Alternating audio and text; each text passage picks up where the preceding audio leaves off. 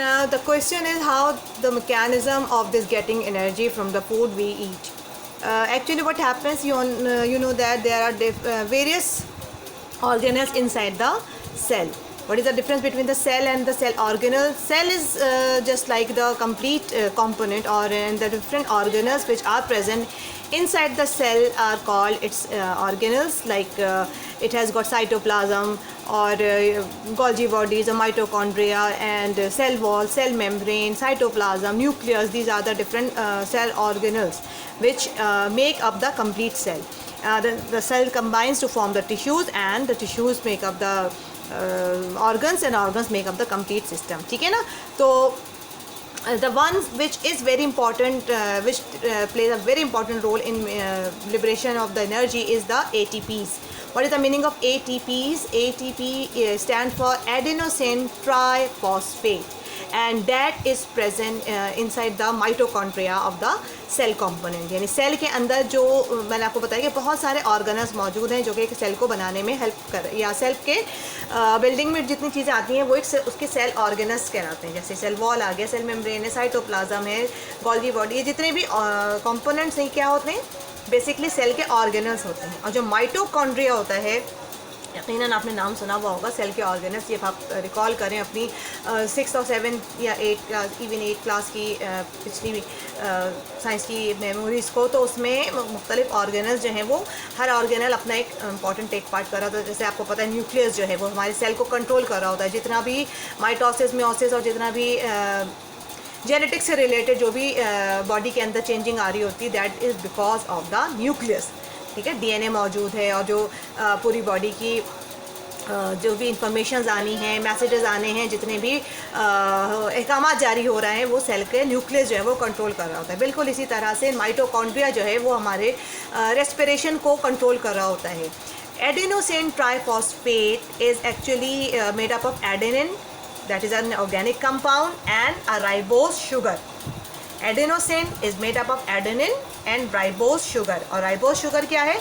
5 carbon sugar का atom है, जिसमें एडेनिन के साथ जब वो मिलता है तो वो एडेनोसिन बन जाता है. अब ये ट्राइफॉस्फेट क्या है? ट्राई का मतलब क्या होता है?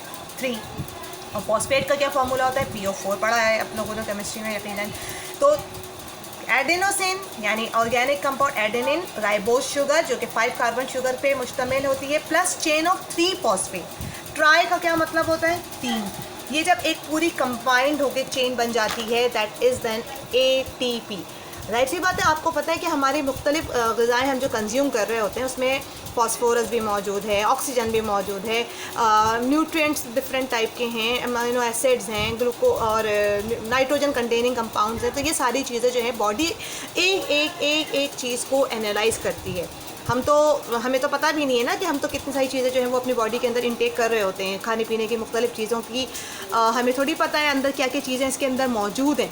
लेकिन मैंने आपको पहले भी बताया था कि different nutrients, different food supplement जो हम ले रहे होते हैं, हर एक सप्लीमेंट के अंदर इम्पॉर्टेंट कंस्टिट्यूएंट्स मौजूद होते हैं. बॉडी के जो अंदर के सेल पार्ट्स होते हैं, सेल ऑर्गेनल्स होते हैं, वो उन उन कंपोनेंट्स को फाइंड आउट करती है, और जिस सेल ऑर्गेनल को और जिस पार्ट को जिस न्यूट्रिएंट की ज़रूरत होती है वो उसे अपने लिए यूटिलाइज़ कर लेती है. तो एडेनोसिन ट्राइफॉस्फेट बेसिकली क्या है? एक कंपाउंड है ऐसा जिसमें एडेनिन और राइबोज शुगर और 3 फॉस्फेट के मॉलिक्यूल्स जब मिलते हैं, और जब ये ब्रेक डाउन होते हैं माइटोकॉन्ड्रिया के अंदर with the help of enzyme. इसके अंदर एंजाइम मौजूद है जो कि इसको ब्रेक डाउन करवाता है. अब मैंने आपको बताया था कि हर चीज़, अब जाहिर सी बात है, चीज़ों को छोटा करने के लिए बॉडी के अंदर कोई छुरी चाकू काटे तो नहीं है ना. Different enzyme, different biocatalyst are working their activities. ठीक है, और ATPase एंजाइम्स जो हैं वो कुछ ऐसे हाइड्रोलाइज करते हैं ATP को कि वो ब्रेक डाउन हो जाता है किसमें? ATP में. जब आपको पता है जब कोई चीज़ बनती है या टूटती है, उन दोनों सूरतों में एनर्जी जो है वो रिलीज़ हो रही होती है. जैसे हम कहते हैं ना कि फ्यूजन रिएक्शन हो रहा है सूरज के अंदर, मुस्तकिल हाइड्रोजन और हीलियम के एटम जो हैं वो आपस में जोड़ रहे हैं, या यूरेनियम जो बहुत हैवी एलिमेंट है वो ब्रेक डाउन हो रहा है, तो इसके नतीजे में एनर्जी रिलीज़ हो रही है. बिल्कुल इसी तरह से ATP एक ट्राइफॉस्फेट मॉलिक्यूल है. जब ये ब्रेक डाउन होता है और डाईफॉस्फेट में, यानी 2 मॉलिक्यूल्स रह जाते हैं फॉस्फेट के, तो उसके नतीजे में भी लॉट्स ऑफ एनर्जी रिलीज़ करता है बॉडी, जिसके नतीजे में वो एनर्जी है जिसकी हमें ज़रूरत है, ये जो हमें मुख्तलिफ वर्किंग में हेल्प आउट कर रही होती है। जब ये ADP बन जाता है, अब इसके नतीजे में बहुत एनर्जी हासिल हुई। जब दोबारा से एनर्जी वापस इसमें ऐड होती है तो अब फिर ADP दोबारा से क्या बनाता है, ATPs, यानी दोबारा से 3 मॉलिक्यूल्स फॉस्फेट के आपस में, किसी भी चीज़ की जुड़ने के लिए भी एनर्जी चाहिए, ठीक है। और जब कोई चीज़ ब्रेक डाउन होती है उसके नतीजे में भी एनर्जी निकलती है। तो इन दोनों सूरतों में बॉडी हमारे लिए पॉजिटिव एस्पेक्ट्स में एनर्जी प्रोड्यूस कर रही होती है।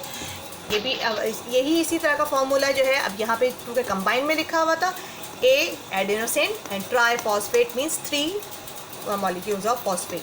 और इसी तरह से जब एनर्जी रिलीज़ हुई तो इसके नतीजे में it is converted into adenosine diphosphate, 2 molecules रह गए फॉस्फेट के। और फिर जब वापस एनर्जी जो है वो एब्जॉर्ब होगी तो फिर ये फिर से एडेनोसिन ट्राईफॉस्फेट में कन्वर्ट हो जाएगा। तो ये कम्प्लीटली बॉडी के अंदर रेस्पिरेशन के प्रोसेस के दरमियान ये प्रोसेस हो रहा होता है और जिसके नतीजे में हमें मुस्तकिल एनर्जी मिल रही होती है।